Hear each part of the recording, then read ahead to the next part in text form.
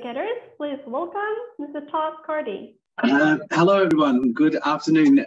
Thank you, Emel, and thank you, Martina, for your opening comments. And thank you to all of you here today joining the Mentari Teachers Academy Minggu Belajar session. Great to see so many of you here from many different places around Indonesia. So today I'm talking about play-based learning, especially now because we're back in the classroom. We can actually physically, socially interact with our students.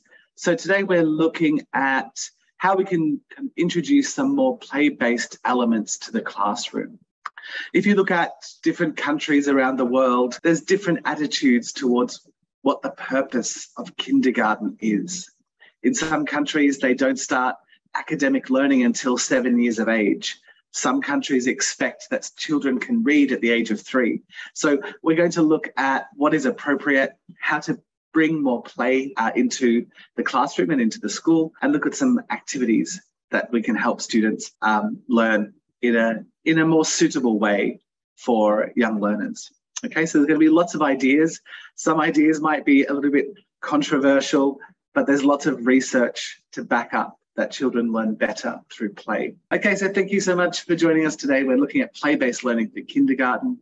And this is what I would encourage to make this session successful. I'm sure you've joined many training sessions before, but for our training session for Minggu Belajar, if this is the first time you're joining or joining a Mentari online event, we really ask people to turn on their camera. Thank you so to many of you. I can see you already. It helps when I can see everyone's faces. It makes it feel more interactive. Also participate actively. You're doing a very good job of this already, so keep it happening. I'll be asking lots of questions. Q&A will be at the end of the session, but at any time, please feel free to use the chat box. Yes, and we'll do some sharing and looking at activities and discussion as well. So what are we looking at? First of all, yes, we need to look at what is play-based learning. There's a lot of ideas about what play-based learning is and what it's not. It's really, up to you. We can take ideas from many different theories or methodology to find what works for us in our classroom. Every school is different. Every class is different. So we have to find a good mix of what works for us. We'll take a look at the benefits. Why we need to look at the benefits is sometimes parents or principals or as people involved at schools don't understand play. They can just do that at home. Why do we need to do it at school? Well, there are different types of play, and there are so many benefits of play that we need to understand those so we can really say to parents, say to people who are concerned, no, this is useful. We can teach academic skills through play. It's not just having fun. Next, we'll take a look at how we need to set them up. Setting up play-based activities is really important for them to be successful and not just chaos. And of course, there'll be sharing and Q&A at the end. So let's get straight into it. Let's look at these quotes here. I think Martina shared this quote before from Fred Donaldson. He is a play researcher, not just for children, but also teens and adults, the importance of play and how we can learn through play and how we can express ourselves through play. And this idea is that children learn as they play, but they learn how to learn as well. And also the American Academy of Pediatrics, which of course looks at childhood development and early childhood development, says that, if we want to teach these 21st century skills that we now have in the curriculum, that we hear 21st century skills, play is a way for them to learn these activities. The issue here is that depending on the time, the government, the current attitude towards education, we have sometimes going towards academics and sometimes going towards more play-based social development, emotional development. So depending on when you started teaching and when you were born, you may have a different experience of what kindergarten was as a child and what's expected for you as a teacher now. We are pushing kids into academics earlier than before. But a lot of research is being done, and evidence shows that we can still do academics through play-based learning, and definitely it prepares them for grade 1. It's not just running around having fun, no learning. We can combine them. There has been a great study done by one of the leaders of American childhood development. His name is Gazelle, and he founded the early childhood program for kindergarten instructors at Yale University, one of the best universities in America. And he is no longer alive, but his research is being continued. And children were tested from 3 to 6 years old every kind of 15 years since 1925, right? That's now we have 100 years of research. And what did the findings say? The findings say that there's no significant difference between how children learn and develop from the past to now. We may have different technology, different ideas, different things, but because we're human and our brains work the same way, biology, we can't change that really. So it shows that it doesn't matter. If you have pressure, we want our children to read at age 3 or 4. You cannot change the biology of a brain, right? At certain ages, things happen. It's like you can't stretch a child to make them taller. You can't get a child to drive a car at the age of 5, on the road. There are some things that are not developmentally appropriate. There is a natural biological way for children to learn, and some children are ready to read letters at the age of 3 and 4 and recognize them. Some cannot recognize letters until age 5. Some can start reading at age 4. Some are not ready until age 6. So it doesn't matter if you really push academics. It makes no difference. Children will learn when they're ready. Some will be ready earlier than others. That is biology. It's science. It's proven by hundreds of years of research. So if you're getting pressure from parents, we want our child to, why can't they read? Why aren't they learning English grammar in preschool? It's a bit crazy. It goes against human brain biology. Some kids are ready for it. And the problem is everybody thinks, oh, one child can do this. That means all children can do this. That's not true at that stage of life. So yeah, children learn best through play. Excellent. Everyone's saying true. Yes. So again, studies show that we learn actively. Humans in general learn actively, but especially children, they need concrete examples. So especially if you're doing things like mathematics, which we'll talk a little bit about. I'm an English specialist, not math or science, but I'll show you some play-based ideas for those. They need concrete example, objects, not just numbers on a whiteboard. Of course, the activities need to be fun. And the play needs to be meaningful, and they need to do it often. And also interaction with others, especially if they are an only child. Kindergarten is the first time they're integrating with children the same age, and there's a lot of social skills, emotional skills that they need to learn. So that's also things that play helps. If I'm just doing a worksheet by myself, I'm not learning how to share, I'm not learning how to take turns, I'm not learning how to be polite, I'm not learning how to give help to someone. So some of the worksheets are part of learning, but it's not the only thing that we should be focusing on.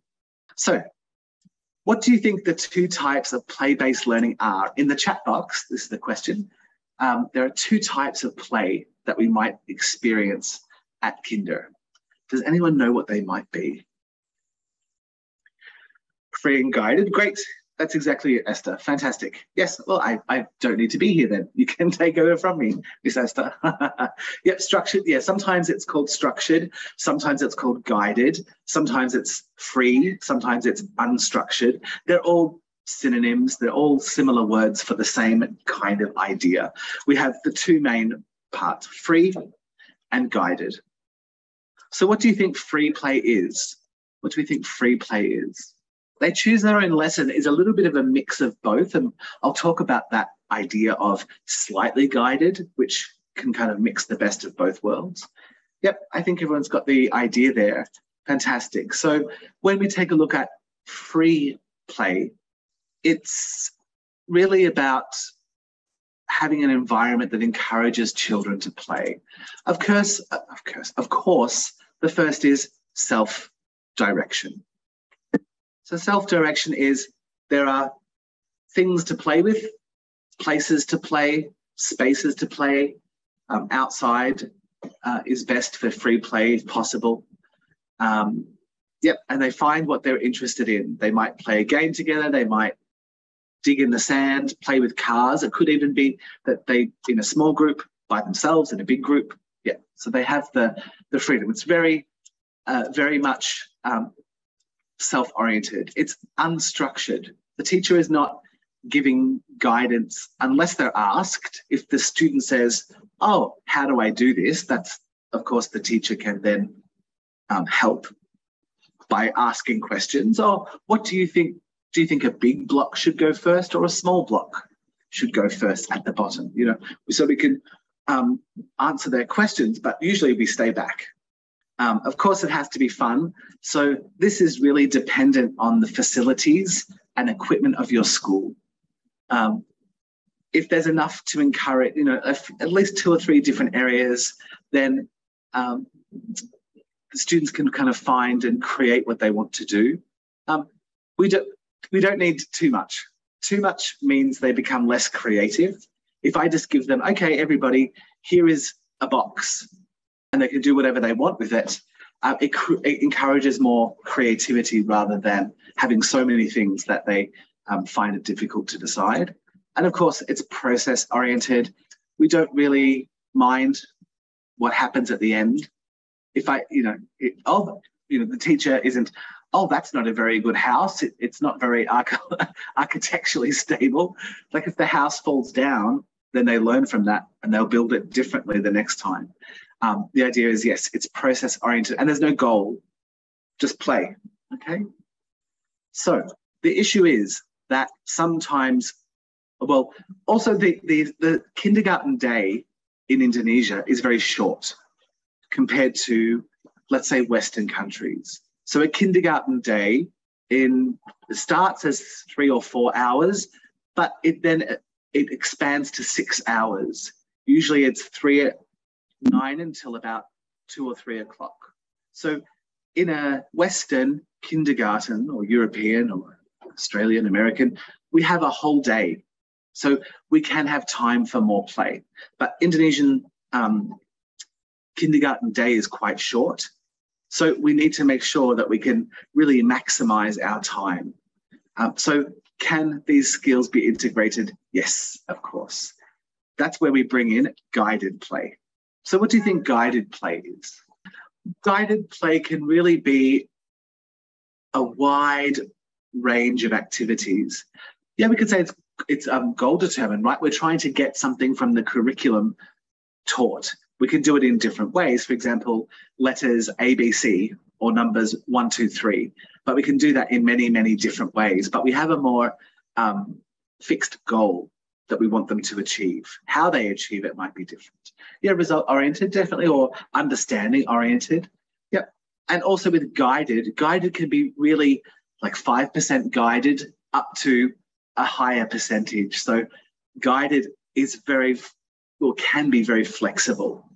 Yeah, exactly. So we have rules in place. We still have maybe materials for them to look at, like we can see in the picture, but and we have an objective, but it's a little bit freer. It's not doing exactly what the teacher says.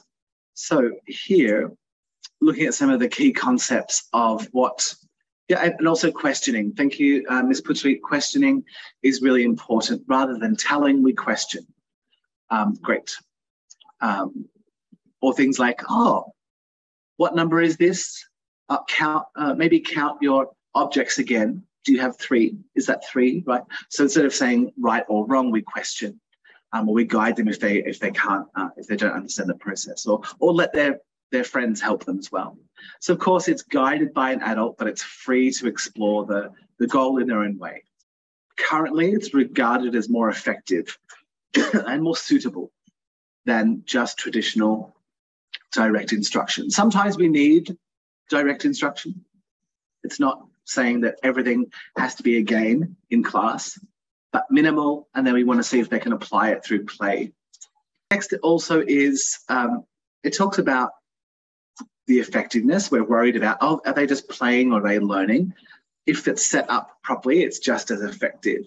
But most importantly, it has a good psychological effect on learning.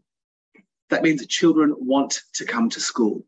If children want to come to school, we have won half of the struggle with education. If they want to be there, motivation, right? If they're motivated, then they're happy to come to school, which means they're happy to be in class, they're happy to learn. Yeah. And we can use play to develop really all skills that are necessary. Yes. And definitely play-based learning really does encourage more student involvement rather than a kind of traditional academic sense, maybe how we were at school, maybe primary school, is that children are empty in the head and teachers have to tell them everything. It's like, oh, play-based learning is, well, children have their own experience and knowledge, and allowing them to share or use their experience from home or from friends or church or from family members or friends on the street, at home, parents, and how to share that there. Yeah, definitely. So the other thing that we can teach are these really important skills. They're called executive functioning skills. It sounds like business talk, but executive just means kind of higher order functioning skills. So things like self-control, that's something that we work on a lot with kindergarten, trying to get them to control, not fight maybe, or sit down when necessary, or focus on something, tell you when they need to go to the toilet. That's a self-control thing. Attention. Flexibility means if they have to work with somebody else or change seat, it's not a big drama. They can change activities through the day and not get emotional about it. Not all of these are for kinder, but we can start with some of these. So, for example, a simple one, is everybody familiar with this game Jenga? You've seen this before, yep. I've seen this quite commonly around.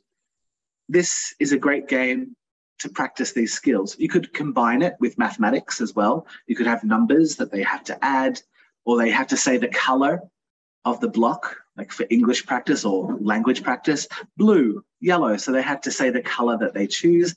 But it is that motor coordination plus also flexibility. Like each time it's a bit different because different blocks are missing.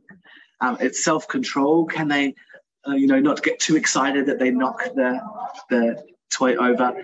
So something as simple as that, when the teacher knows what skills are focused on, can be very effective.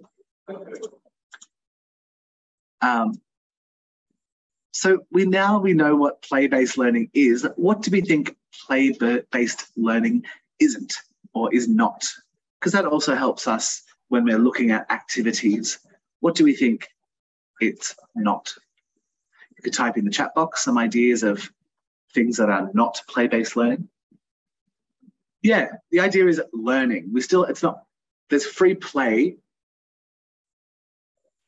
and that's still in a playground, or there's still things that are somewhat there to support learning. Teacher-centered, good. Yep. We need to sometimes, we use books and that's fine, but it can't, not for too long. Yep. Great. Okay, let's take a look at, children are just sitting and listening to the teacher, which we can see here in the first picture. This looks more like a primary school level. For those of you who are also primary teachers, play-based learning really should be part of the curriculum at least until grade 3. Experts say, It is the parents' expectation for sure, unfortunately. Yeah, a lot of teacher talking, a lot of teacher explaining rather than students exploring. Monotonous, yes. It's important for me to say that teachers sometimes need to give instruction at the front of the class, but it should be short. Using objects for counting or addition, it would be repeat after the teacher. 1 + 1 is 1. 1 + 2 is 3. 1 + 3 is 4. And it's every day. You just repeat, repeat, repeat. And that's how you learn simple addition. Or 1 × 2 is 2. 2 × 2 is 4. 3 × 2 is 6. Did anybody else learn multiplication and addition in that way? Yeah, that was in primary school. That was not in kindergarten, but that's one of the methods that was used when I was young. Makes me sound very old. Great. Another thing, yes, it's basically everybody does the same thing in the same way. Yeah, thanks, Ms. Alma. Yes, in primary school, that's how we're taught the multiplication, especially. So what we want to do is basically provide different learning experiences for children so they can explore concepts and ideas in different ways, using different materials, different senses, working in big groups, small groups, maybe by themselves. Play-based learning is not, it's kind of like an anti-creativity idea, right? Where this is the way we do it the way the teacher says, and it's not, we don't need to think, we just need to copy. The next idea is, yeah, there's only one way to do something. And of course, the only practice is a worksheet. Of course, we need to teach students how to write, to trace. This is part of fine motor coordination. I'm not saying that worksheets can never exist or workbooks can never exist. That's okay, but minimally and after different kinds of practice. So what we're going to take a look at here is a quick check. I'm going to show you a picture of an activity, and I want you to tell me in the chat box if you want to, or actually, no, there's actions for this. So we're doing some kinesthetic reaction. If you think the activity is free, put your hands like this to show it's free. It's a free activity. But if you think it's guided, and again, guided is good. That's not a bad word. That means we're going to put our hands like binoculars. Okay, so let's take a look at the first one and I'll show you here. So this one, in this picture, do you think it's free from what it looks like, or do you think it's guided? It's hard to tell from the picture because we don't know what the teacher has said, but it looks like it's free. Yep. Play. Yeah, this looks like a free, because they don't look like they're building the same thing. There's no teacher there working with the students. It's free. Good. Okay, next. What about this room? Here we have maybe 3 groups of students. They're all doing different things. What do you think this is? Do you think it's free or do you think it's guided? Again, we don't know exactly what's happening in the room because we don't know what the teacher's doing, but it looks to be somewhat guided, right? Where they're free to choose the area that they want to work in, but the activity has some kind of general idea. Again, it could be free or it could be guided. If students can choose their own station, then that's free. But if there's an objective for each station, then that's a bit guided. So this is a good way to combine both of them, where we can get them, they're still having choice, but at this table, it's numbers. At this table, it's looking at things that float or sink for science. At this table, maybe it's storytelling or letters of the alphabet. So it's a bit of both. This is what you'll see in a lot of modern kindergartens, these stations. This is also very Montessori. If you're not sure about Montessori, Montessori is very much a play-based learning idea where there are stations. This is the science, this is the maths, this is the English, this is the Bahasa Indonesia, for example, and students choose. But each station has an objective. Next. This is a phonics-based activity, and students have to find something in the classroom that begins with the letter that's shown to them. Is this free or is this guided? Yep, great. This is quite a guided activity. The aims are very specific, right? It's fun because they get to explore the classroom or the area to find things that start with that letter, but it is quite guided there. So it's a phonics-based activity, which you could use for Indonesian or English, or whatever language that you're teaching. What about this one? This is tanagrams. So students get either blocks or pieces of paper that are in these different shapes, and they get to make these shapes that you've given them.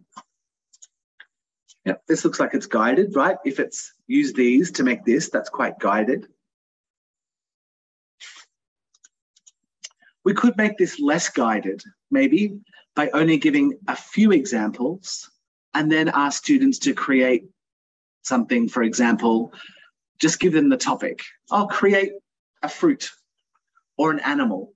You don't tell them what animal it is. So it's still guided, but it still is a bit more free because it's not create the same picture. So this is good for practice to start with, and then make it free. Okay, now make a toy or something in the house, whatever the topic is, whatever the subject is for that week. Again, at the end of the session, you'll be able to get a PDF of the slides. So all of these activity ideas, you'll be able to look at again in the handout. Now, what do you think this activity is? I'll say, Miss Deborah, you have raised your hand. Would you like to say something or?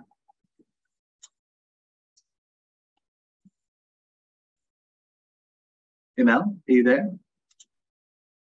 Yes. Okay, yes. It's Miss Deborah.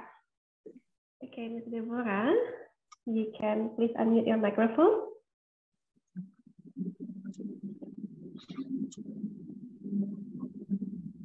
Miss Deborah, you there? Maybe it was an accidental raise hand. If you've got recognized gestures on, maybe that happened. Okay. No problem. Okay, so here, yes, we've got storytelling. Again, storytelling can be a combination of very free. For example, you just put some puppets or some costumes for any kind of story on a table, and you let them choose their own puppet or their own costume or their own toy something, and together they make a story. That would be very free. It's still guided because you want them to make a story. It's not just run around in a circle. We still have an aim of, okay, make a story together. So it is still has an aim. So it is guided. Or you could do it as quite guided, especially if this is the first time they're storytelling. You tell a story in class, and now you get them to act out the story. They can use their own words, or they can use their own ideas, but to kind of retell a story is much easier sometimes than to create their own story. So again, guided doesn't have to be just the opposite of free. It can be a range of levels of guidance. How much do I need? Depends on the age of the student, what subject it is, their experience of the subject, the size of the group even, their experience with storytelling already. If this is the third time you've done it, then you need to give less guidance, right?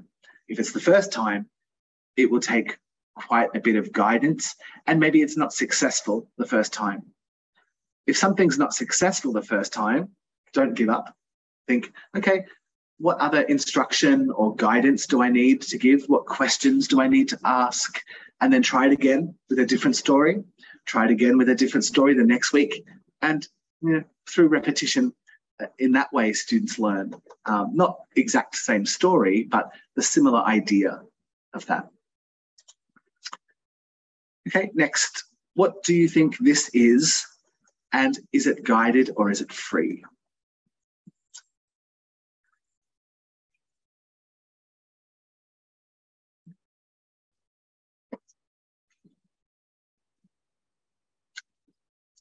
So here it looks like a, yeah, it looks like a play station outside. And it looks like, yeah, students have water from this blue bucket here by the look of it, and containers, and they can pour water into the top of the tube and see where it goes, right? And it could be both, definitely. It could just be something outside, like a swing or a slide or a sand pit where they get to just experiment themselves, or it could be part of a science lesson about maybe gravity or water or something like that. So yeah, so it could be combined. Yes, they get to choose, or even if it's just outside all the time in the playground, and they get to choose that, or they get to choose the playground, or they get to choose the sand pit. So it could be absolutely free, or it could be guided if you're getting them to look at where the water goes or you're asking them questions. So this is a good example of something that can be set up in a playground permanently or for a month, 2 months, and they can use it during playtime, free play, or you could use it for a lesson as well. You could say, oh, do you think water will fall as fast as wood or a stick or a ball or something else? You could talk about the speed of things or the weight of things for science. Next one here. Kids playing in the playground. There's some in the sand. There's some on the slide. What do we think this is?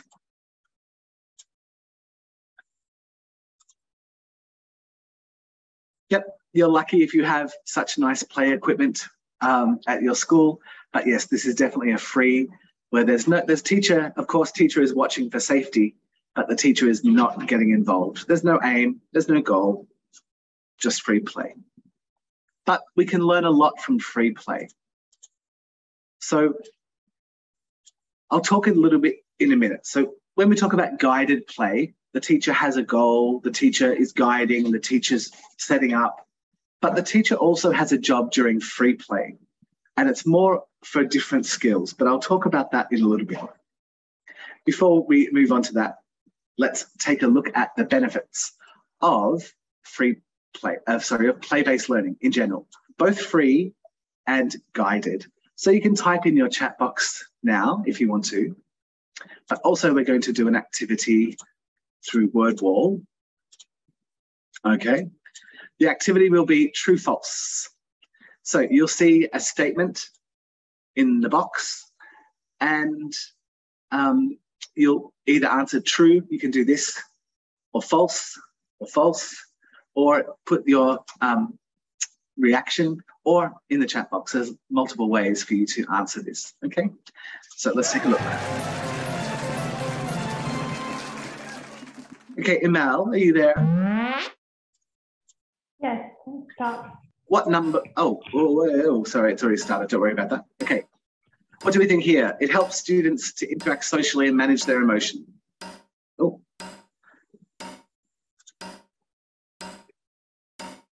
Okay, sorry, just a second here. There's something that's not quite right. Okay, let's try again. Okay, let's try again. This time I've got it right. Okay. Emel, which number box would you like to choose? Okay, so I'm going first. Number yes. 5. 5, great. Okay, is this true or false? Play-based learning doesn't help students learn to interact socially and manage their emotions. Is that true or is that false? Great, okay, everyone's saying false, false, false. Good job, great. Okay, what number should we have next? You can type in the chat box. Whoever's first will get that box opened. Number 2, fantastic, thank you.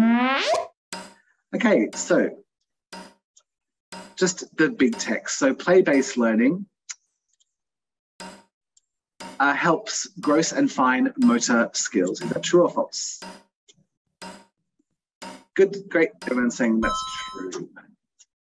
Good job. Yes, of course, these fine motor skills. So, of course, 3 and 4-year-olds are not ready to hold a pencil very well, but we can practice that through other activities, but also balance, big body, gross skills as well. Good. Falling over happens a lot. Excuse me. Okay, which number should we open first? Again, first in the chat. 3. Straight into it. Good. Someone was ready. Play-based learning bores students and makes them not want to go to school. True or false? False, yes, of course. Some parents struggle with children who don't want to come to school, and that's really, really difficult to fix, and play-based learning can help that. It's not the only solution, but it definitely is one of them. Okay, great. People are already getting excited with the next one, number 1. It can be used to practice literacy, numeracy, and language skills. What do we think? Excellent. Good. Oh, no, wrong. It is, yes, of course, it's true. Yes. Sorry, I pressed the wrong button. It was true. Okay, next number. 6. Okay. Play-based learning doesn't build confidence. True. Oh. We were too slow. False. Okay, good. So, of course, yes, it is great for building confidence with students because they learn in a very low risk or risk-free environment there. So there are lots of benefits to to play-based learning, which we'll take a look at before we take our break. We'll take a look at the benefits here. So, of course, we look at language development. Sometimes we question, what is age appropriate for different ages? Here, we're really looking at 5-year-olds to be identifying letters. I know that in some playgroups, you're already starting to use phonics programs that start identifying letters. It's really only expected until age 5. Now, introducing letters earlier does not hurt any student, but in terms of can they do it yet independently, they're not really ready to do that by age 5. So we can introduce it at 3 and 4 years old, but really, can students identify all the letters of the alphabet? That's a 5-year-old aim. Yeah. So we can definitely work on letters starting from 3 and 4 years of age, but we don't expect them to know all of the letters, what their name is, what the shape is, choose it from a group of letters, say the sound. That's about, if they can do it by 5, then that's good. If they can do it earlier, no problem. But 5 is the age that we are expecting that usually, again, some will be doing this easier than others, but that's a 5-year-old aim. When it says here, words and short questions, this is all verbal. Okay, so kindergarten, we should be working a lot on speech. I mean, in Indonesian and English, of course. Of course, the words that they know will be less in a foreign language. This is for first language. Okay, and that's kind of what we're expecting. So literacy is a journey. It's not a race. I know we get pressure from parents. Oh, my child needs to read words at the age of 3. That's a bit crazy. Age 3, we can introduce them to sounds, introduce them to some letters, but not able to write them independently, not able to decode words. That's a little bit much. Again, we can try, but we can't expect them to know that, right? So there's a difference between introducing ideas and things like numbers and letters and having students really know them or understand them. And there's a difference there because children develop at different rates. Some 3 and 4-year-olds can maybe identify simple words. Most cannot. So let's take a look at literacy activities. This is after a story, right? So again, this is just listening and speaking focused. It's not the written language. Speaking and listening skills should come first. Reading and writing, they're more difficult skills and they should come second. So one example activity of guided play is we read a story and then we ask students to act it out. So here there are no costumes, there are no props. They help, but they're not necessary. And then we can tell them to, okay, let's tell the story again. Who wants to be the lion or the tiger? You can put them into small groups, so you could do it as a big group in the classroom there. So that's why is this a literacy-based idea? Is that, can they understand the story? Are they acting out what happened? So you're doing a comprehension check indirectly. You can also ask them comprehension questions. What's the name of the character? What happens in the story? But this is another way, more play-based way, to check to see if they understand the main ideas of a story. Can you show me the story? Yeah. Let's put the book down. Now I want you to tell me the story. So it's a way to check general comprehension in a play, fun way. Okay, here's an example of a phonics activity. Phonics, by its nature, has to be guided. Free play and phonics don't really work. There is always some guidance with phonics. It is like that. That's phonics is one of those things that has to be a bit guided. So here could be quite simple. Find letter S. So you have could be flashcards, could be foam or plastic letters, could be pieces of paper, could be in a newspaper. You bring an old newspaper, even if it's in Bahasa or English, doesn't matter. And they can find the letter.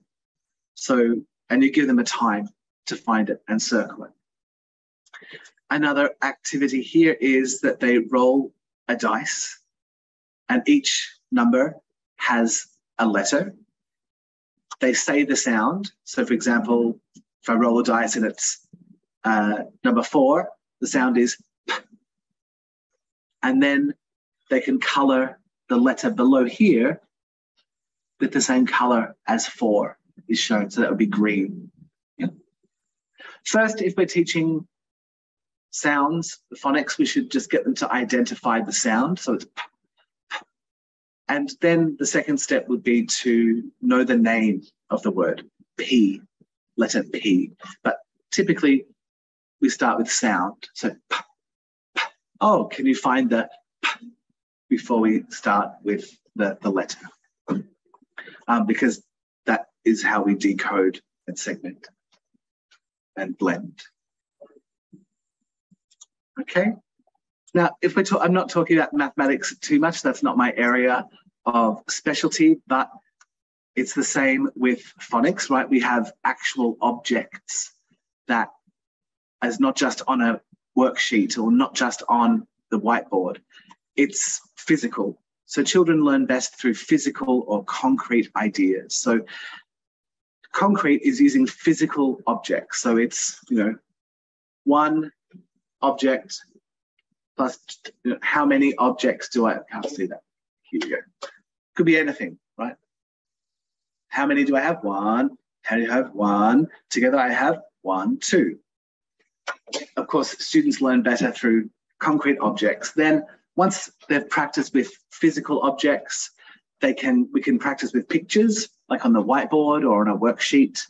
2 apples, 1 plus 1 apple equals how many apples? 2. And then we can move on to the numbers without the pictures. So they're the 3 steps that we look at. And of course, the concrete is the play-based area. So this is when we have the physical objects. There are so many different maths concepts that we can teach with blocks, buttons, Lego, paper clips, small objects. So it's really important to have lots of small objects for students to count with. This would be an example of that. We can just use plastic blocks like Lego, and they have to put the number, the amount of each block. So this is counting with objects. Called manipulatives. If you get a set of blocks like this, or you could just use any object in the classroom, pencils, anything that you want to bring, stickers, for example. The other benefit we talked about before is social emotional skills. And these are really, really important. This is what is built through play versus individual work. So that's why we do play. So students need to learn all of these relationship skills, self-management. They're the kind of two that we focus on most for kinder. So let's take an example here of an activity that can help students with social emotional learning. So in teens, they have to keep a balloon from touching the floor. What social and emotional skills does this practice? In the chat box, you can type your ideas. Teamwork, good. Yes. Good, yep, could teach passion, yep. Communication, yes, go left, go right, whatever language they're using. Controlling emotion, yes, not to get too excited or not to get angry if your team member lets the balloon fall. Listening to others, strategy, good, cooperation, exactly, yes. So something as simple as keep the balloon off the floor can be used for any age, and it's a great way to be supportive. Good job, everyone, or be supportive, teamwork, synergize. Yes, fantastic. So we don't have to have a lot of material or complex games with complex instructions to teach these things. We can let this happen in the playground, but we can focus on these skills. So, for example, if I see that some of my students are being bossy or being shy or not working together, I might do this activity and say, okay, everyone, let's play this game. I let them play it once for maybe a few minutes and then say, okay, how do we play this game really well? What do we have to do? And then I get ideas from my students, like, oh, do we have to work together or do we work by ourselves? Oh, we have to work together. So games like this, I like to use to support some behavior in the playground, in free play, that maybe isn't the best kind of play. Maybe someone's being a bully or not sharing, not inviting friends to play, not playing well together, not waiting. So I can use these games to help teach those skills. Okay, and of course, another benefit is creativity and imagination. Again, I can just give students some simple materials and say, make something, up to them. Or it could be, okay, everybody, I want you to make some type of transportation. And it's just cardboard, maybe water bottles, recyclable material, and they make a type of transport that they like. So some might make a train. They have to play their instrument like that elephant. So doof, doof, or whatever. It's play. So whatever they think an elephant sounds like or acts like, they play their musical instrument like that. Or it could be an adjective. Oh, play something happy, play something sad, play something angry, play something according to the emotion. So you could encourage some creative play with a little bit of guidance. With no guidance, maybe if you wear headphones or something, it might be a bit noisy. Another activity, of course, is, again, music-based, but it's also physical, so it's coordination and gross motor skills. I play music, and when it stops, students need to freeze. This also helps control, self-control, so they have to stop, freeze, not move. If we want to help practice vocabulary or numbers, we could do this with as well. Again, let's say it's animals, and they have to walk like a certain animal, like a crab. Okay, I stop the music, freeze. Okay, kangaroo, and then they have to jump around like a kangaroo, freeze. So that helps with body motor coordination, but also self-control. Can they stop? Are they listening carefully? Yes, Baby Shark. Don't start that. That song was in my head for, I think, 3 years. Great. Again, it's listening. It can be language as well if we put these vocabulary into it. It's self-control. It's creativity, because we're not telling them, if you're an elephant, it must be like this. Elephant can be like this with big ears. Elephant can be like this. Elephant can be stomping. Whatever action that they want to do will be the action that makes sense. So it's creative and it's expressive as well. It can be expressive because it's, okay, yeah, they're doing it according to what they want to do. Of course, a lot of this play is great for gross and fine motor coordination. So these are the big body ideas, and fine is the small ideas, typically with hands. Hands and maybe feet as well. Things like colouring, writing, stacking blocks, tying shoes, for example, cutting paper with scissors, sticking, gluing. So here, what can you see in the picture? What do you think the activity is here? Yeah, the student is balancing. Yeah, good, balance. Great. So you put a rope or a string on the ground and you ask them to walk along the rope without falling.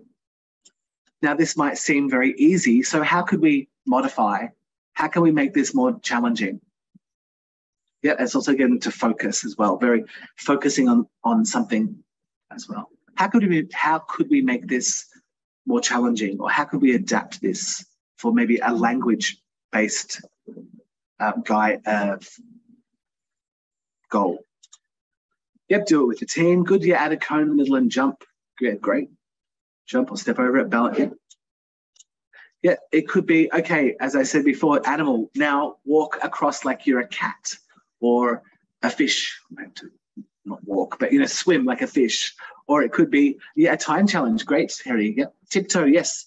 Tiptoe, big steps, small steps, walking up tall, walking low, walking backwards.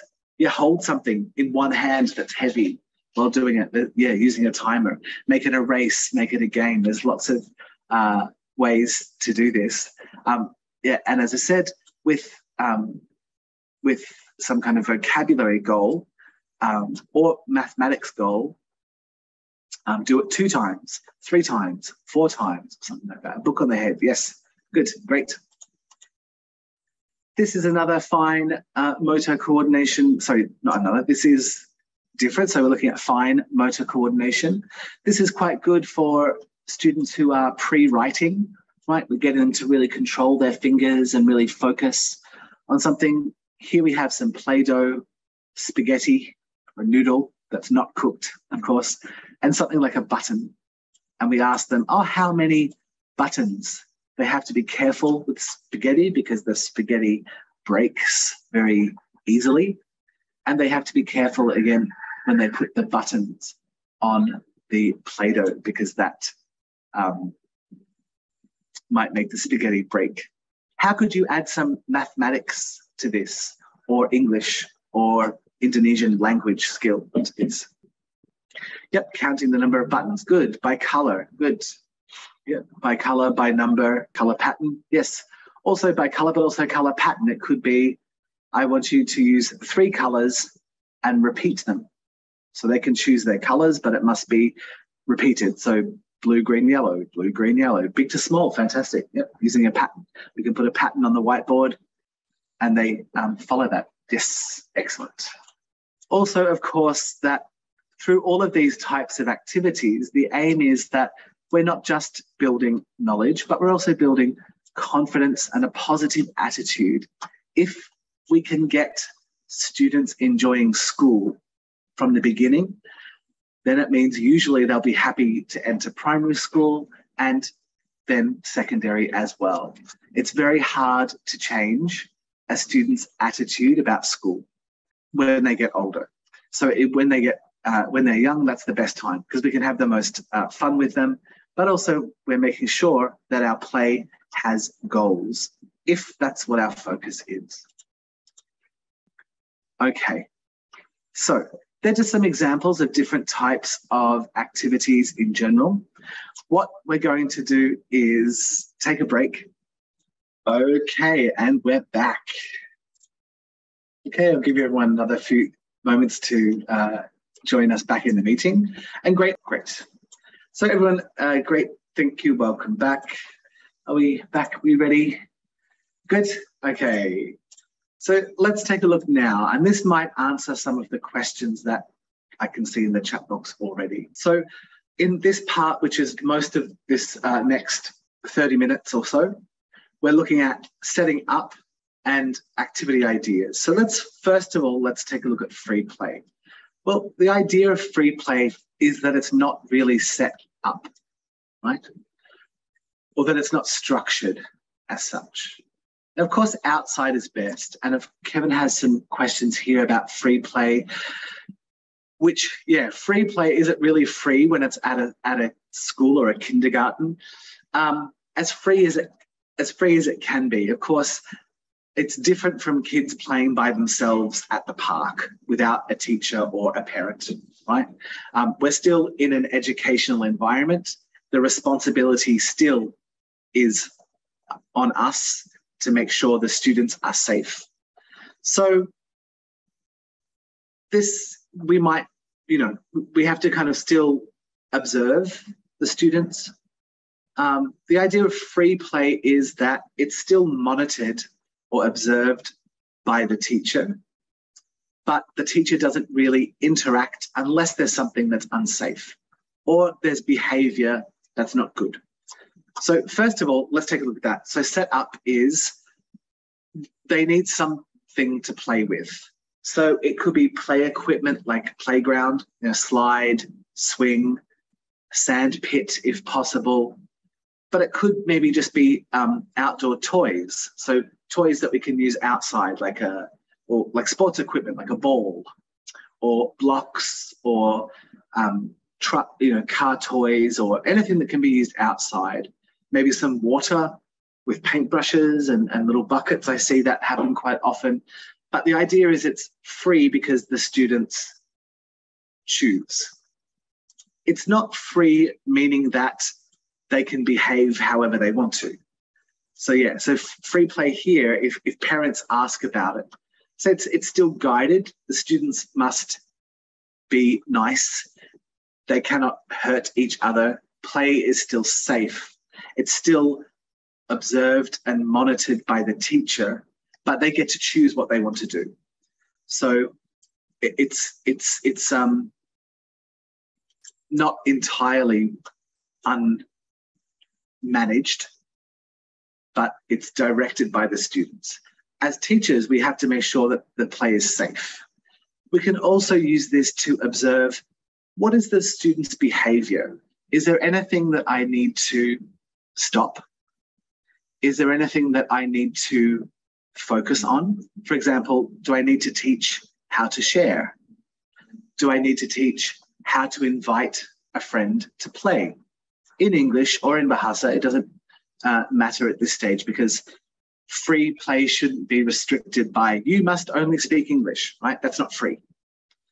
So it might be a mix of language. It might just be first language. That's okay.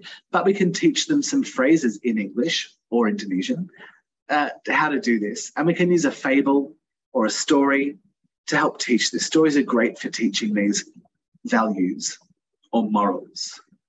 Then when we observe the next free play, we see if these skills are being learned. Do we have to go back and repeat? Oh, okay. Do you remember the story about the friends? Or do you remember the story about sharing?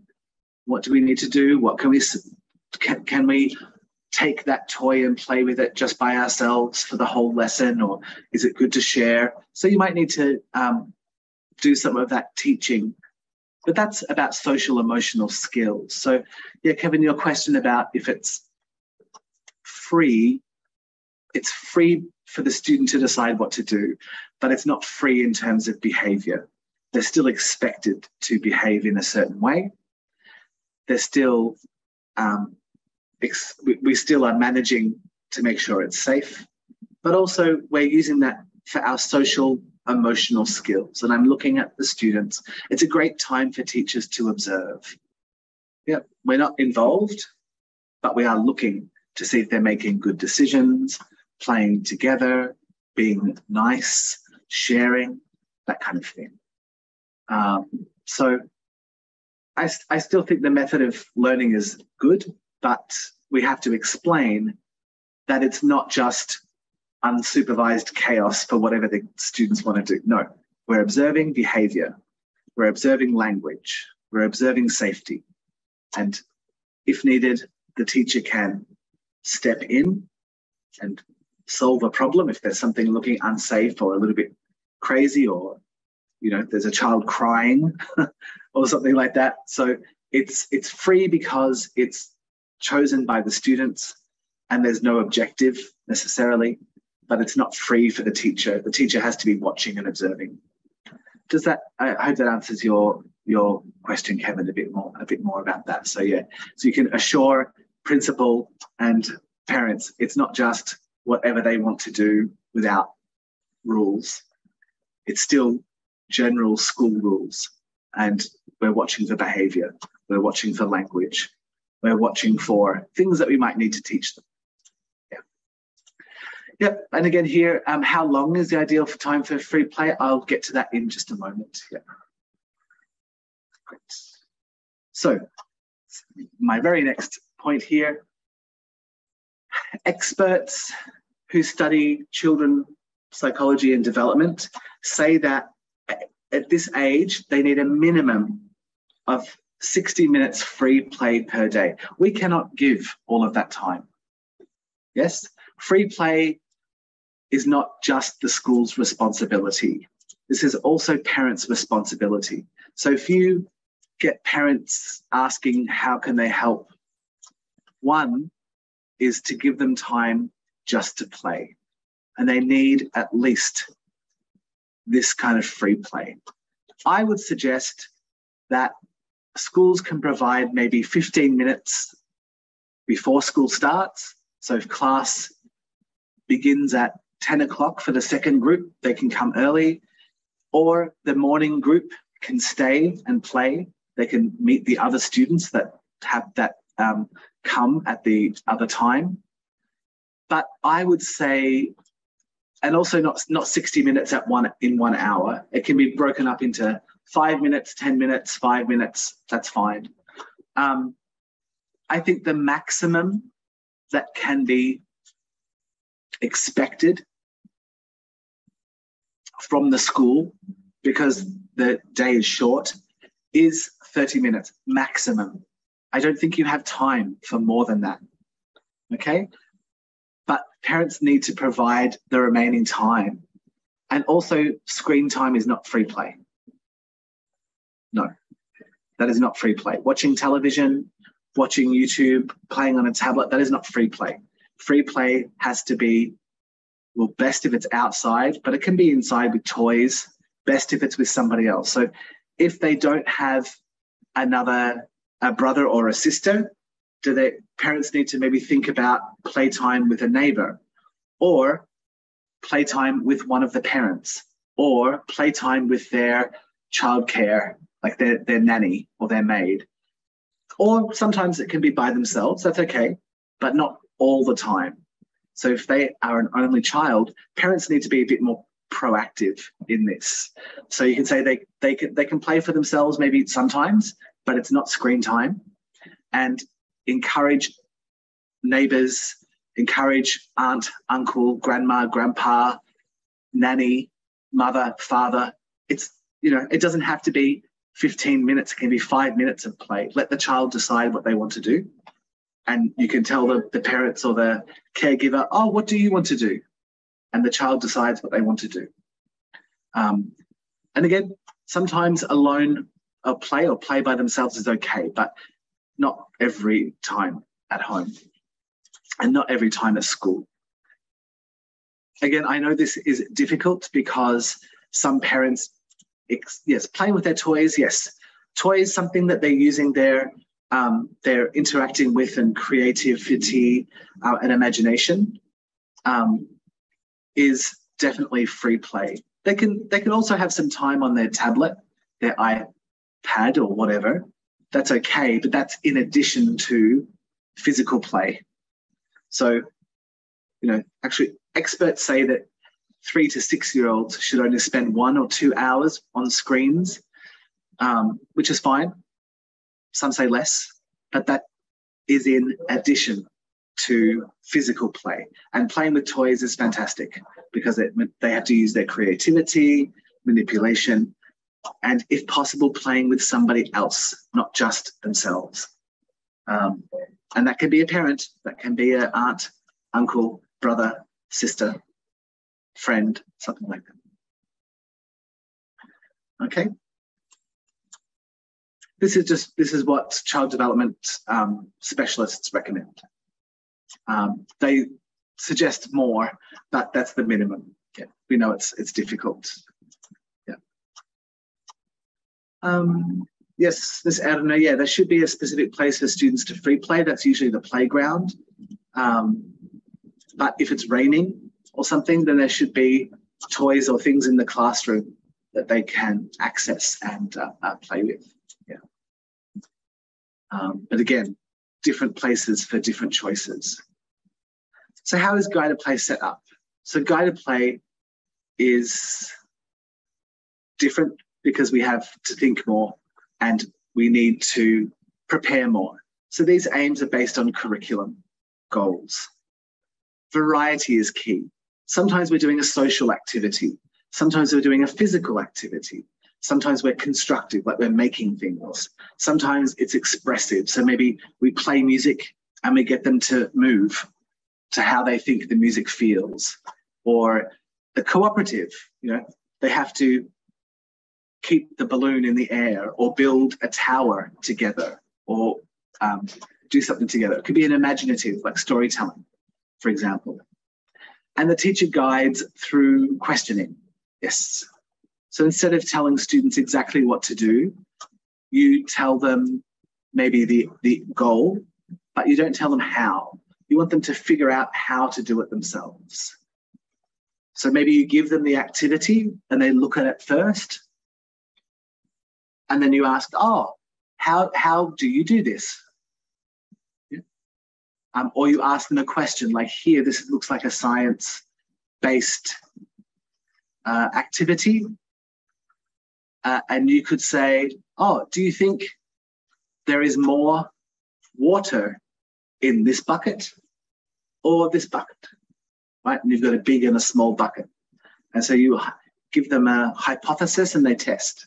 Oh, there's more water in the big bucket, for example. Another type of activity here is to build something or make something. Yep. So here, with building blocks, it's really quite easy. That you can either give them a goal. It's best if it's done in pairs or groups. Why? If it's pairs or groups to build a house, they have to work together.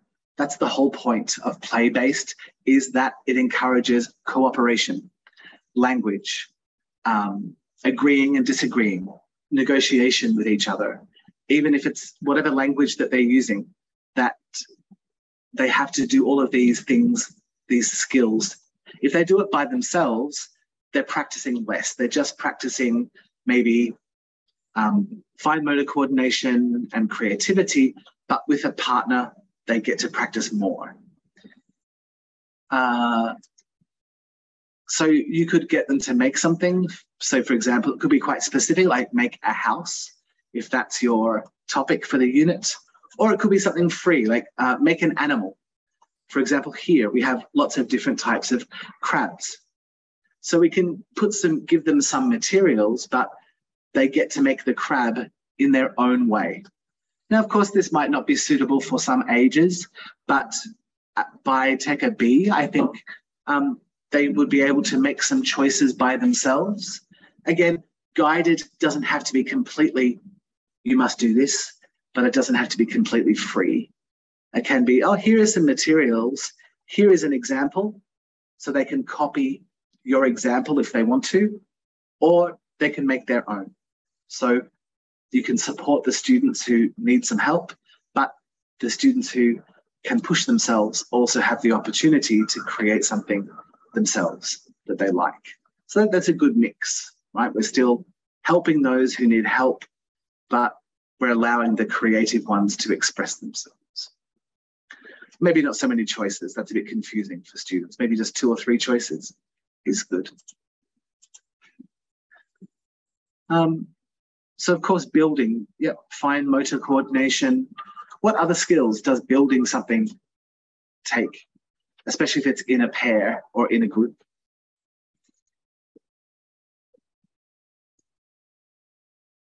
What other skills will they practice?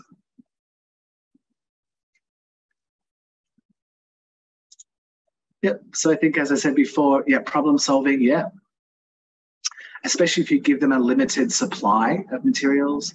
Yeah, math skills we can combine into that, definitely. Like 8 legs, for example. Shapes, sides of a house, creativity for sure. Yep. Logic skills, yes, how do I make this into that, right? They've got the beginning and the end, but not the process. So what's the logic? I think sometimes we can fall into the trap of helping too much as a teacher, right? Because students are always, Miss, gimana, gimana? And often students are not used to that kind of learning where they're used to being told or helped, everything is done for them. So when we do this play-based learning, we might start with quite guided activities, and then we want to maybe move towards less guided as we work through the school year. If it's completely kind of, you know, make a crab from these things, that will be a bit of chaos to start with. But over the year, we can give less instruction and say, oh, well, what does a crab look like? How many legs does it have? Oh, good. So 8 legs. Oh, what could we make legs from? Look on your table. What can you make legs from? Oh, great. Okay, does everybody have their legs? Good. Now, what else does a crab have? Does it have a tail? No. Oh, does it have a trunk like an elephant? No. Oh, does it have claws? Yes.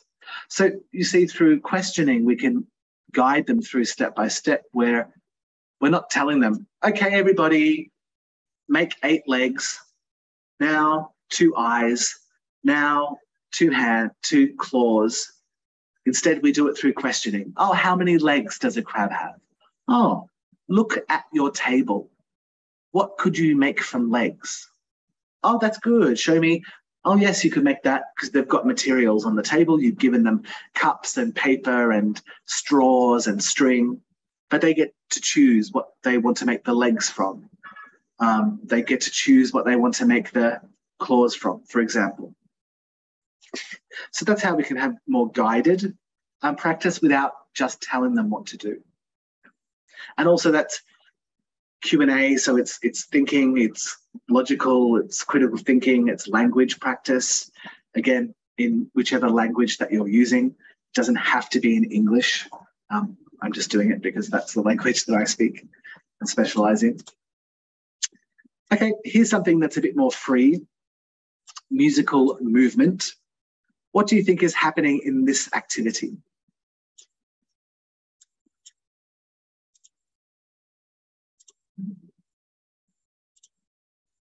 Maybe raise your hand if you would like to suggest what you think is happening in this activity. Please feel free to raise your hand. There's no specific activity ideas. It could be teaching how to fly kites. Yeah, it could be a science lesson about air and gravity. Yeah, it could be throw and catch, so motor skills. Yeah, feel free to move. So it could be expression. How does this music make you feel? Yeah, it could be following music. So it could be some kind of instructional following. So again, music and a simple object can practice lots of different skills, emotional, motor skills. Yep. Yep. Learning to jump could be definitely. It could be quite guided or it could be quite free. You could just say to your students, move to the music. Here's a ball or a scup. Choose an object that you want to dance with. And so students choose whatever object they want. And you play the music, different types of music. And it could be fast, could be slow, could be happy, could be loud. And they move and throw and catch or move the object as they want to. Yep. And it could also be imitating, copying. That's also a useful skill as well. Great. Yes. Okay. Let's do this activity. This is a song that I wrote in my Rainbow English series. So songs are a great way to encourage. One is language in a relaxed way, but also we can add actions. And then after that, we can move into a play-based activity. So yes, yeah, it could be refined listening. Yeah, you could do really specific things with music, like, put your hand up when you hear a different musical instrument, for example, or walk at the same time as the song, and the song goes faster and slower. Great, okay. So this song is the Shapes song, and it's also looking at motor coordination, about making the shapes. It's a vocabulary-based activity as well. It's got some music, and then we'll talk about what we could do with shapes after the song. Okay, so this is a way to teach. Let's say we're teaching the vocabulary in English, and we're getting them to physically represent the shape. So let's practice first, everyone. First, let's practice making the shapes. So circle. Okay, great. Triangle, easy one. Square, it's a bit like a circle. Rectangle. Yeah, it's different to the picture. I think this is easier. So rectangle, you can do it like this. Thumb to finger and over the top. Good. Diamond and heart. Like a Korean pop star. Okay, so the song is My Darling Clementine. Let me play the song first so you can hear. You probably have heard the song before. Girl, it's a triangle, it's a square, it's a square, it's a rectangle, it's a diamond, it's a heart, it's a heart. A bit faster. It's a circle. It's a triangle, it's a square, oh, it's a square. It's a rectangle, it's a diamond, it's a heart, it's a heart. A bit faster. It's a circle, it's a triangle, it's a square, it's a square. It's a rectangle, it's a diamond, it's a heart, it's a heart. And it continues. Oh, so yeah, as you've written in the chat box there's recognizing shapes. So it's listening, it's copying, it's coordination, it's motor skills, it's language skills. Now, what activity could you do after, because this is not really a game, it's a song, but a song can lead into a play-based activity. What activity could you do next? That could be a play-based kind of idea. Yeah, great. Creating shapes using Play-Doh, yeah. Associating shapes from an object like the door, window, yep. Create shapes from different materials, yes. So you've got maybe a piece of string you could create shapes from, or Play-Doh, or buttons, or counters, or, yep, finding shapes around the class. Yes, jump on the shape, yep, you've got shapes. If we're doing something that's not play-based, even though singing a song is active and physical, and we're learning some skills from it, it's not really a play-based activity, but it can make a nice bridge. We've taught the language, now we're going to play a game or play to check comprehension. So play is a good way to check comprehension after we've had a teaching moment. Yeah, sometimes we need to directly teach something, but we can follow it by play-based learning that's guided to kind of integrate. So we're not giving too much of teacher instruction, enough, and it can be through a song, it can be through pictures, of course, and then we check through play-based learning.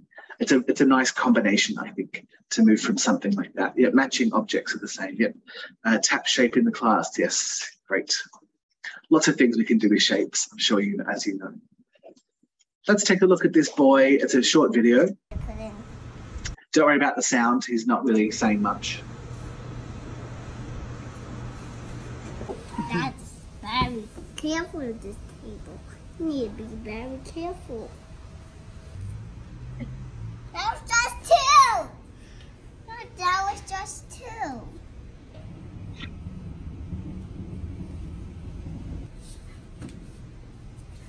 Yeah.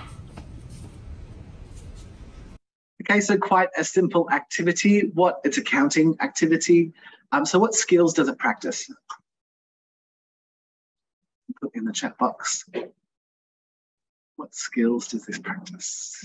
Yep, definitely cognitive. It's looking at the written number and putting a physical, concrete amount of something there. Yep, counting, numbering skills. And also fine motor, because those objects are quite small and there's a small dot that he has to put them on. It could be colors as well if you wanted to.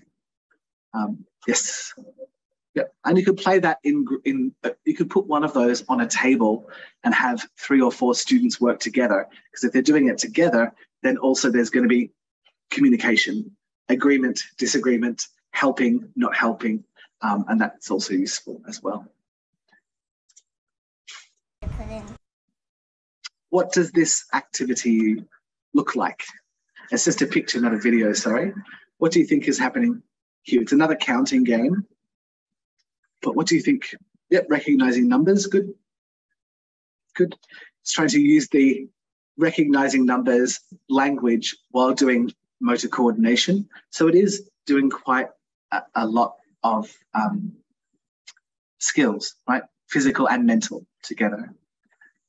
Yes. Yep. Do like a frog. Yep. You could get them to jump in different animal ways, like kangaroo, frog, rabbit as well. Yes. You could have one student say their number and the student has to jump on that number. So in pairs, they guide each other to which number that they want to to jump on. Yeah.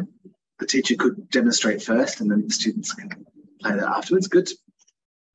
You could do this outside with chalk on the concrete as well. What about this activity? Again, it's a numbers-based activity. What is this? Yep.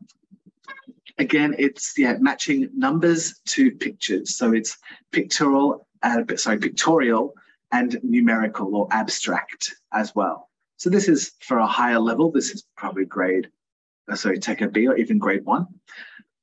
And also, what do we see here? We see 10s and 1s. Excellent. So then we're looking at units. Units of 5, units of 10, that kind of thing as well. Great. What can you see here? We can make a simple balance scale from a coat hanger. This is more science-based here. So we can make a simple balance scale with 2 plastic cups, some string and a coat hanger that we can hang. And then we ask students. So a lot of science is inquiry-based, which really helps with play-based learning. And we give them a question. For example, do you think 2 wooden blocks will be heavier or lighter than 2 plastic balls? Right? So we demonstrate the activity, and then in groups, they choose other objects either from the table that you've given them or from the classroom, and they have to say, I think is heavier than I think a pencil is lighter than a toy car, for example. And so you get them to experiment with their own little scale there. But part of that is that they have to say what they guess first. Yeah. And then they check to see, yeah, great. Understand the units, yeah, a lot of scientific concepts there. Fantastic. What about this one here? Here is we put things in bottles. Yeah, it could be sink and float, could be music, yes. Each student makes their own instrument and there's objects that they can choose from. They can put water, or this one here doesn't have water in it. And you could get them to play their instrument, good, sink and float. Mm-hmm. Yep, definitely. So they get to see what objects make. Could be texture, sense, yeah, definitely. Visual skills, what noise do they think it might make? Yep. You could also be slightly directive in this, guided, where you could say, oh, I want you to make a bottle that sounds like the rain, or sounds like a certain animal, a bird, an elephant. So you could direct if you wanted to, or you could have it as free. It could be science, you know, float or sink, that kind of thing as well. Yeah, great. Here's another shapes activity. So before we did the song about shapes, here we can get them making shapes in groups. What skills does this teach? If I put my students in groups of 4 or 5 or 6 and say square, and they have to make a square. What? Yep, it's shapes. So it's concept of shape, teamwork, yes. Imagination, yes. They don't have to do it in the same way. They could stand up, they could use their arms, they could use chairs, or they could use objects, yes. So here, for it to be play, right, we don't tell them how to do it. We can give them the objective, make a square, but together they have to decide how to do it. The first time that you do activities like this, it will take them some time to figure out. That's okay. They're learning. Yeah, we don't always have to tell them directly. Part of play-based learning is them thinking themselves. So you can give them the objective, but the process is important, right? That's the, oh, how do we figure it out together? How do we work together? So we can give the aim. We're not used to doing that sometimes. We're used to giving good instructions for things. But if your objective is for them to learn communication, teamwork, then we can ask questions. Oh, how many sides does a square have? Oh, how can we work? Could we use our arms? Could we use our legs? So we don't just have to tell them the goal and not help, but we can help through questioning. Oh, how many people do you have in your group? How many sides do you need? Is every side equal? Do you need to stand up? Do you need to sit down? That kind of thing. So that really helps them work together. And then after you've done that a few times, we can give less guidance, right, to see what they come up with. Guidance is more necessary when it's a new idea or a new concept. But as they practice things more, then we can take away the guidance a bit. What about this activity? What do you think is happening here?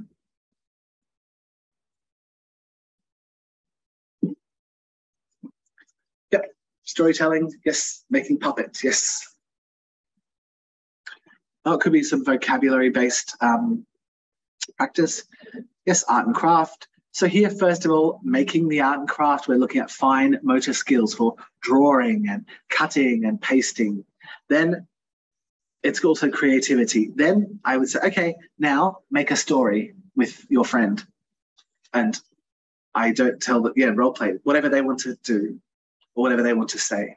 Again, whichever language, obviously, is going to be a little bit easier in first language.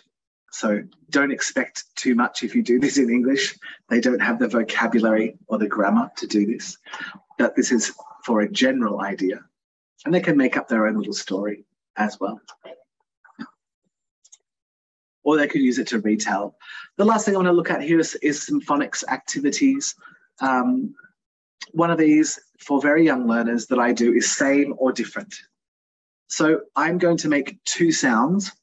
So we're not looking at letters yet. We're not looking at the alphabet. This is before we look at the alphabet. We want to get their ears recognizing if these things are the same or different. So let's say I'm focusing on B, C, and D, or A, B, C. Okay? I will make two sounds. If they're the same, do this. If they're different, do this. Okay? Ready? A, B. Same or different? A, B. Are they the same or they're different? Different. Good. Now let's listen again. K, k. Same or different? Same. Good job. A, k. Same or different? Different. So sometimes people ask me where should we start with kind of phonics or sounds. First, start just by doing something simple like that. Same or different, and repetition. But do it in a fun way. Here is the next stage when we're introducing letters as well. So I will do the first activity here. So this is more for TECA A group. Maybe by the end of playgroup, maybe the second semester, maybe if you've taught them letters. So which number is it? So I will say a sound and you have to show me, is it 1, 2, or 3? If they know the numbers in English, they can say the number as well. If they don't know the numbers yet, they can just show me with fingers. Are you ready? Which number is it? B. B. Good. Good. A. Good. I could also do that with colors. So which color is it? A.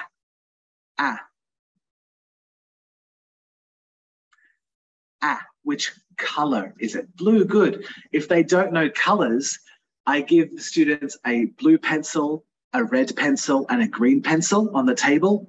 This is like playgroup. If they still don't know the or not confident with the language, then I say and they hold up a blue pencil, green pencil.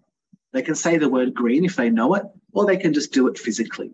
So a lot of playgroup or early kinder TECA A is more. So first they just listen and identify. Identify can be through numbers, fingers, colors. And then the second stage is to produce. Yeah. So they have to say it. So number 2, B. Good job. And then the next would be green. Green. What sound is green? Good job. Yes. So they're quite simple activities to do that are, it's not completely, play-based, but it isn't a worksheet. Phonics tends to be a lot more guided. It kind of has to be because reading and writing is such a strange concept. Then, of course, once we know some more letters, we can introduce a dice game and we roll the dice. I give, in class, I have a big box that's a dice or a fluffy dice, like a toy. We do it together as a class, and then at the tables in groups, they play it with a small dice themselves. But here, for example, stop. Oh, stop. Okay, 5. What sound is 5? What sound is 5? Oh, good job, everyone. It's D. D. Excellent. Good job. And we can do that with colors. I can show the number. So this kind of color, number, letter, style activities, games. First, we demonstrate with the class.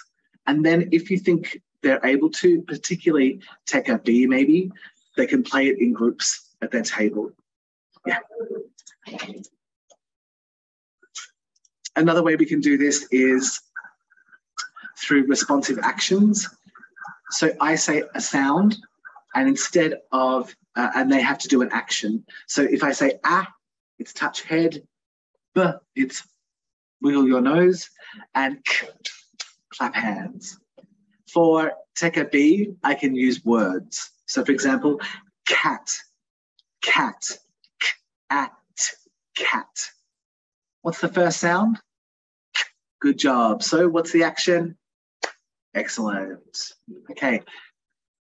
Bear, bear. The bear. What's the first sound? The. Good. So what's the action? Wiggle your nose. This is hard to do, but it's fun because it's very fun because students cannot do it very well, and yeah, it's funny to watch them do it. Okay, and then of course, if you're wanting something manipulative, we can use Play-Doh to create letters. Again, this is like this is good for pre-writing. So using different objects to make the letters. Okay, so just before we have Q&A time and sharing, in the handout, there will be a list of websites that I've used to look at the theory. And if you're interested in the academics of this, then here is a list of websites that are quite useful. Particularly the last one is quite helpful for parents. So if you wanted to read that and get ideas in a parent newsletter, what you can do to help with play-based learning at home, then that has some ideas there as well. Of course, with parents, you need to make it simple. So yeah, make the ideas easy and simple. And if you want more activity ideas, here, the first one is theory and activity on social emotional skills and executive functioning. But the others are all about play-based learning and incorporating it into the classroom. So again, in summary, that it's important for the 21st century skills and also to make children more comfortable and more positive, enjoy school more. It's the optimal way. We can't do it all the time necessarily, but if we can do something that's play-based, it's a good idea if it's possible. I know that we are short on time in class. I know that we have restrictions based on money, materials, space of the classroom, space of the school. There are lots of factors that mean play-based learning can be more challenging. So don't try to do the impossible, but if you think, oh, maybe I could do this activity today or that activity today. Some schools do 100% play-based learning. That is very difficult if you are not trained, if you don't have at least 3 teachers in the room, if you don't have the resources. So don't try to be Wonder Woman or Superman. Just slowly try to integrate more play-based activities as you see that are suitable for you. It's really important. So again, if you're getting resistance from your principal or parents saying there's too many games in the classroom, say that we're not just here to learn ABC 1, 2, 3. We learn to interact, share, teamwork, cooperation, interaction, time management, self-management. There's so many other skills that need to be taught. It's not just academic. And of course, guided play-based learning has a range of outcomes. So we're playing, but we're learning numbers. We're playing, but we're learning language. We're not just dancing around the classroom for no reason. We have reasons for it. So if you're introducing this guided play-based learning, just make sure your activities have an aim, a goal that's both maybe social, emotional, maybe motor skills, but also it could be language-based or number-based as well. So remember that also that play is not separate from learning. Play is learning. It's not something that's a luxury that only it's expensive or that we don't have time for. It's essential. It's necessary. The thing is also that play doesn't always happen at home. And if play happens at home, it's not always with any other child or anybody else. So it's really important that we do try to incorporate play-based learning in the classroom. And it's very powerful. Don't underestimate it. I know that we don't as teachers, but sometimes it's hard to convince parents or principals, but it is essential. There's so much research to support it. So before we do Q&A, I would like maybe 1 or 2 people, maybe one per, oh, yes, we don't have much time. Maybe one or two people, if they would like to volunteer, to share just one simple idea that they do for play-based learning in the classroom. One thing also that parents can do to help is you can say, please keep your empty drink bottles, your empty cardboard boxes, your things that we can use in class for construction that are clean, and bring them to class, and you can start collecting a box of materials like egg boxes.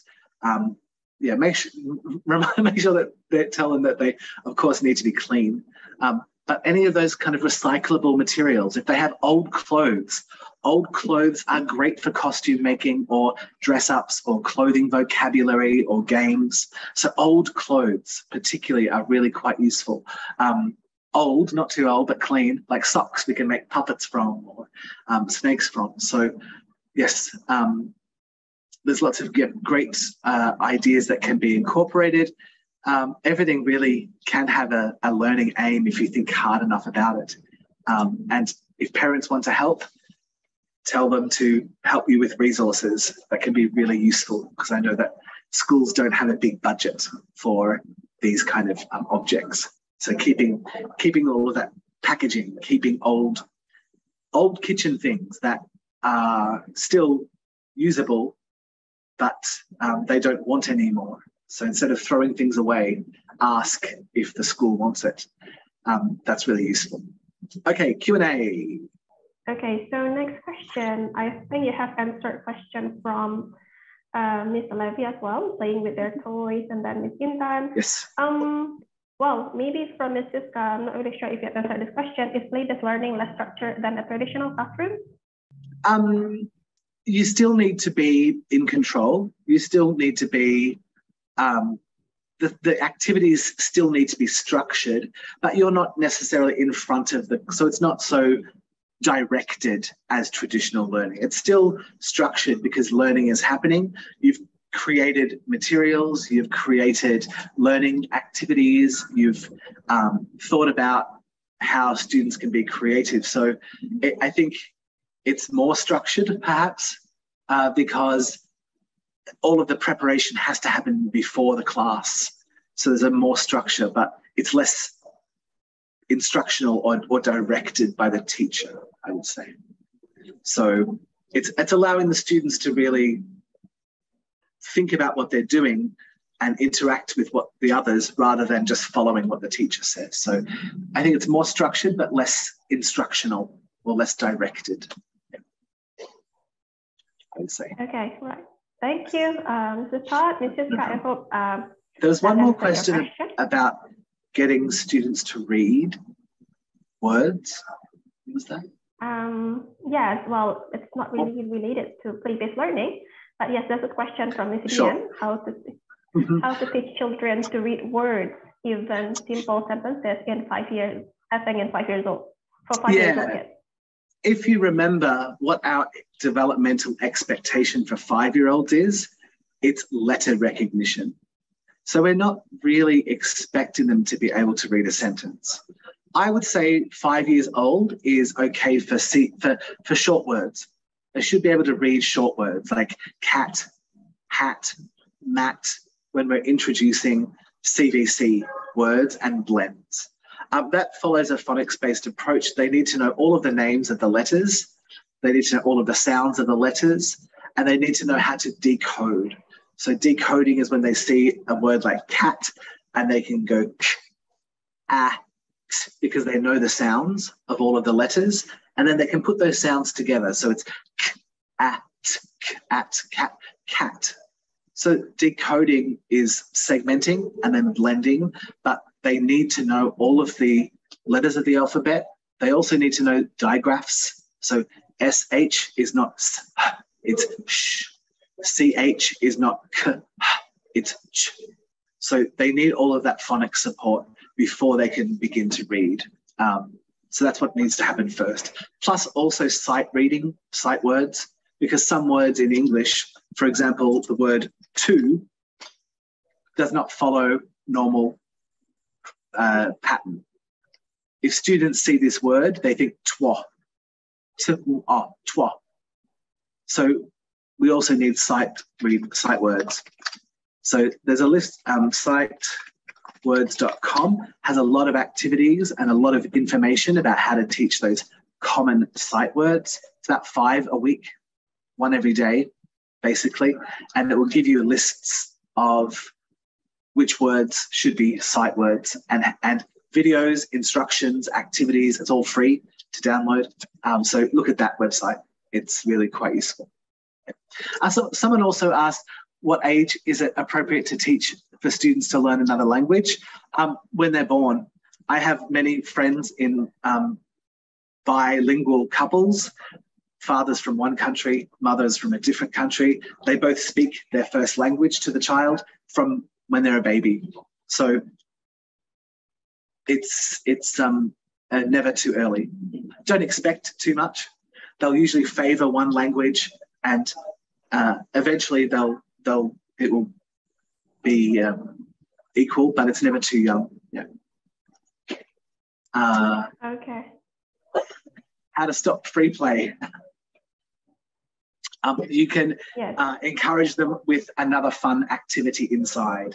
So free play is, we can encourage them to do it, or you can say, okay, you can have more free play now, but you get less free play tomorrow.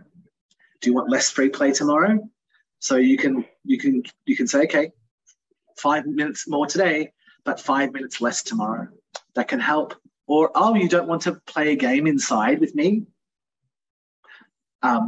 So you can try to persuade them with another activity, or say, okay, then we have no free play tomorrow. And usually that's enough to get them on side.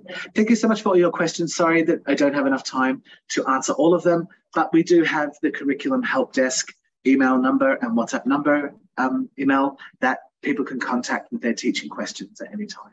Yep. Okay. The curriculum help desk. Okay, so thank you so much, everyone. Good luck. Again, if this is something new that you're used to, just maybe try one activity per day. Don't try to change your entire teaching method in one day. You'll send yourself crazy, and your students also take time to adjust. So just introduce maybe one activity little bit by little bit, and so you're moving more towards play-based and less towards teacher instruction. Just a little bit by little bit. That's the best way to make a change. Yeah. Okay. Thank you so much, everyone. Good luck.